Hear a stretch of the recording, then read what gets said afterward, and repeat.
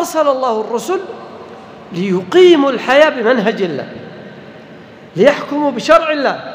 إذن البشرية كانت تحكم بأهواء وأمزجة، أو بالقانون الفرنسي أو القانون البريطاني أو القانون.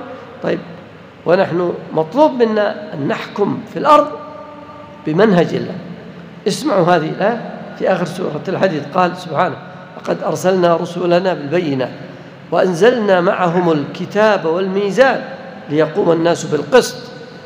أنزلنا الشريعة حتى لتحكم بين الناس بما أراك الله ولا تكن للخائنين خصيما.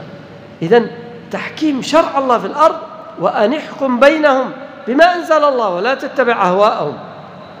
إذن من أهم مهمات الأنبياء ماذا؟ تحكيم شرع الله في الأرض. نعيد الآية: وأنزلنا لقد أرسلنا رسلنا بالبينات وأنزلنا إليهم الكتاب والميزان ليقوم الناس بالقسط. وإيش قال بعدها؟ وأنزلنا الحديد فيه بأس شديد ومنافع للناس.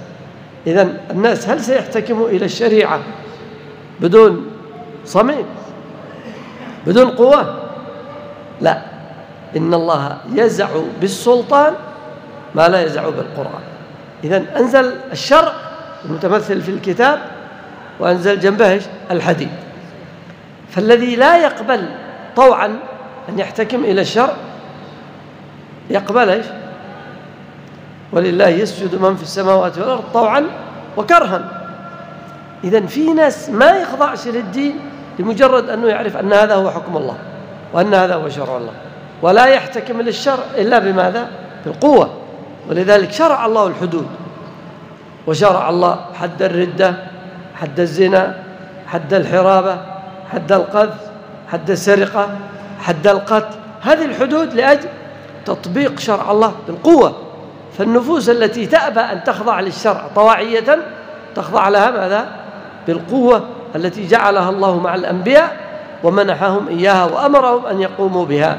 فإذن هذه هي ما يسمى موضوع الرسالة. إذن موضوع الرسالة نستطيع أن نقول دعوة الناس إلى توحيد الله، التبشير والإنذار، تعليم الناس الشريعة التي جاء بها الله، إقامة حكم الله والخلافة في الأرض بموجب شريعة الله سبحانه وتعالى.